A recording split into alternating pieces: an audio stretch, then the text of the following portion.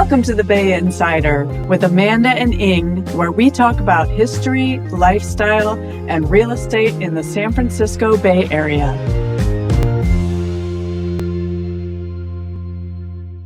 Good morning, everyone. Amanda and I have a special topic, the 50-year mortgage. So this is something that's come up in conversation because Donald Trump has floated the idea of a 50-year mortgage, which is not unprecedented in the world. It's something that has been Is done. it? Really? Yeah. Where? Japan. Oh, I did not know that. Okay. Yeah, it's been a topic of conversation out there on the street, and people are wondering, what does that mean for us? And especially in San Francisco and the Bay Area, right? Affordability is an issue, yes. Yes, huge issue. Neither one of us is 100% on one side or 100% on the other side. Would that be fair to say? That's absolutely fair. So we decided to do a debate between Amanda and I. This is just about the 50-year mortgage. What does that mean? What are the pros? What are the cons? So Amanda will be against 50-year mortgage, and I'll be for 50-year mortgage. And we just want to have a little fun debate here. We should start with, let's say you're the one proposing your mortgage. Okay. Why do you recommend this as a product? Okay, it's not meant to replace a 30-year mortgage or 15-year mortgage or ARMs or other products. This is in addition to what we have. It's one more option for people, especially people in areas with a huge affordability issue, like where we are at right now. So a few $100s a month might make a huge difference in people's ability to purchase or not. When the rent is so high for people who just starting out, for first-time home buyers, where they need to make decision between rent and buy, this might just change the equation. So increase the home ownership. So that's how I see it. Amanda? Yes, all of these things are true. A person having a 50-year mortgage is going to have lower monthly payments, right? So that will give them more immediate affordability. People who are renters who can't afford to go to home ownership, even though we're looking at a 50-year loan, may say, okay, well, that's still better to lock in the payment that I'm going to be making and have some security with my housing. So that's also true. So it stabilizes your payments and it'll allow you to have temporarily better cash flow, right? And some people maybe don't even think about when they're going to pay off the mortgage, or they assume they're going to or any number. So those things are all true. I have a few reasons why I think this is a bad idea. Sure. And those go from effect on the individual that this can be problematic for, to the effect on society that I think it can be a problem for. So if we look just individually, right now, the median single family home price is 1.7 million at the end of October for 3 months rolling. Median sales price of a single family home in San Francisco. So I use that for my example. Let's say a 20% down, right? So we have a loan of $1,360,000, right? Let's assume a 6.24% mortgage. I looked at it. If you have the same rate for the 30 versus the 50-year, or if you have a little bit higher rate, say a half a percentage point, because likely with this loan being offered, it will be a little bit higher, right? But generally speaking, longer the term, the more risky the loan is, therefore the higher interest rate. So basically on that 30-year loan, if you think about all in with taxes, insurance, you'd be looking at a payment of about 10,400 approximately. Per month, right? Per month. Then a 50-year loan, if it were a half a point more on the interest rate for the 50-year loan, then you'd be looking at almost 10,000 a month. So basically a savings on 10,400 of $400 per month. It's not nothing, but it's very little. But then when you look at that and you look at the interest that's paid over the life of the loan. If you kept this loan the entire amount, which most people won't, It's unlikely for people it to is unlikely. carry a loan throughout the whole And thing. this is not my strongest argument of all the arguments I have against this 50-year loan. So basically, Yeah. your cost of ownership doubles in 50 years versus 30 years. That's my high level calculation. Interest doubles. Yeah, on a 30-year, you like 1.6 million basically over the life of the loan interest. That's not, that's just the interest. And on a 50-year, doubles. So basically, when you buy a house here, Mhm. half of that is the principal, half of the interest on a 30-year loan. When you extend it to 50 years, you pay 2 times the interest and 1 time principal. So you double your total interest expense, which means you almost buy 3 houses over 50 period. So I agree with you on that. I look into all that. I absolutely agree theoretically if you carry to the full term.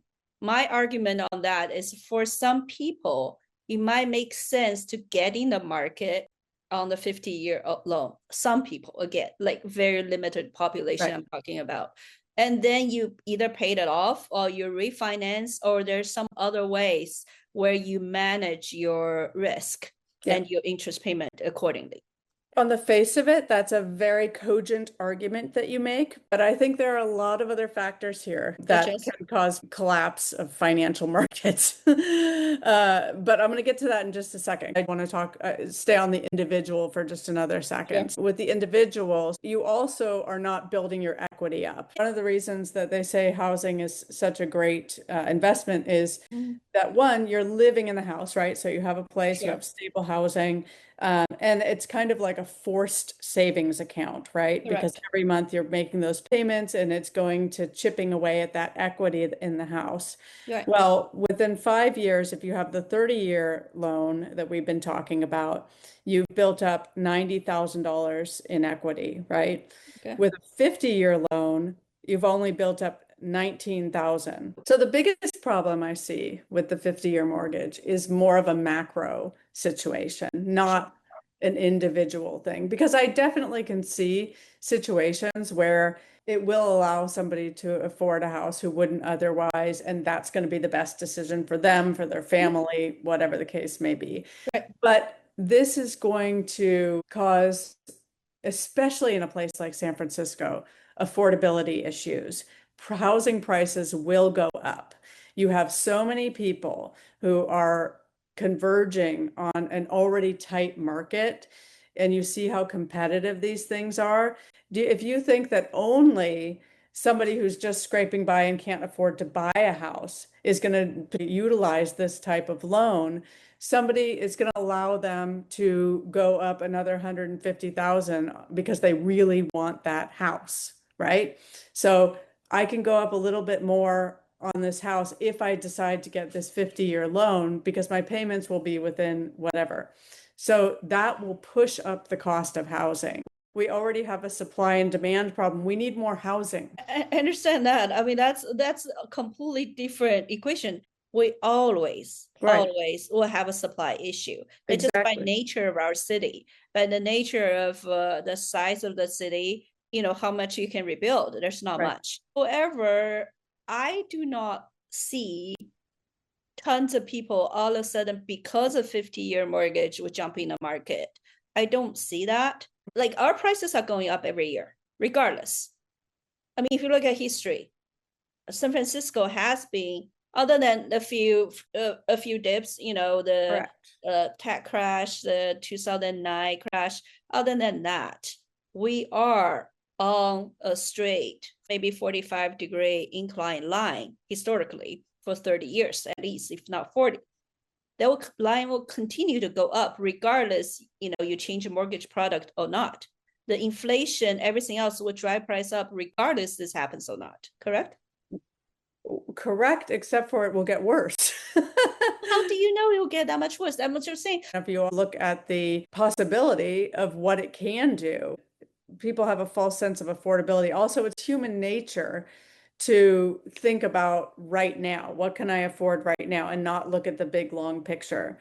And I think a lot of people are going to potentially, if they were to utilize this, get themselves into trouble, just like we did with the subprime mortgage market. The fact of the matter is, if you plan to buy a house, you should have at least 5 or 10 year of horizon in your mind, because market changes.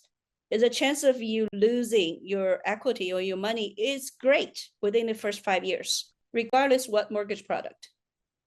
You can't count on the market to recover enough that you break even, you don't lose money. That's just not guaranteed. In our market, major driver is AI money. Those people don't count on your 50-year mortgage. Back to work policy, that's not have nothing to do with 50-year mortgage. Our supply issue. So we have so many other factors driving our markets, the supply demand equation where we end. This is, to me, it's one of the 10 factors maybe driving our market. So I don't see this to change our market that much. I do think also, just like with the subprime market, very intelligent people were lulled into a feeling that it was okay because it was affordable in the moment. I think that that could cause a problem. On that note, so Yeah. I'm going to make a comment that's a little beyond that.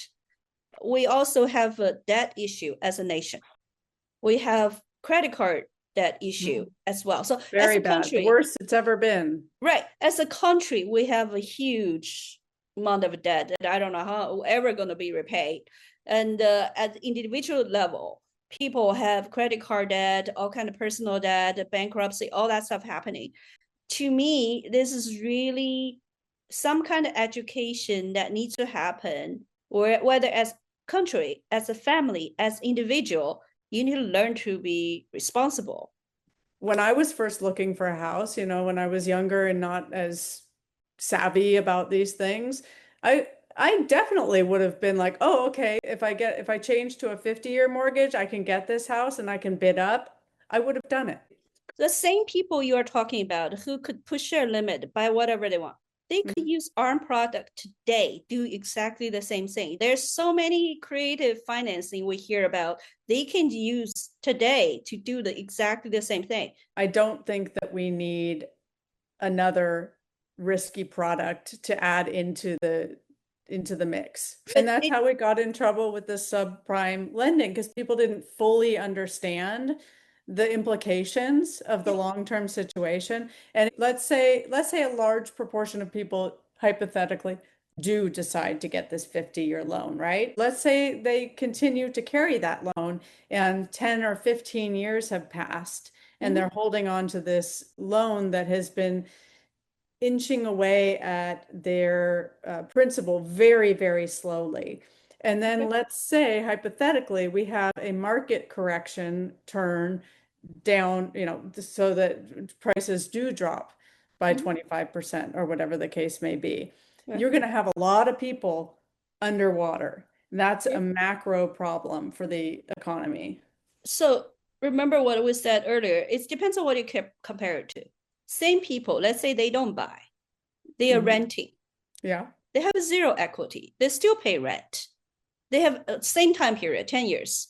They will accumulate zero equity. They have debt expense.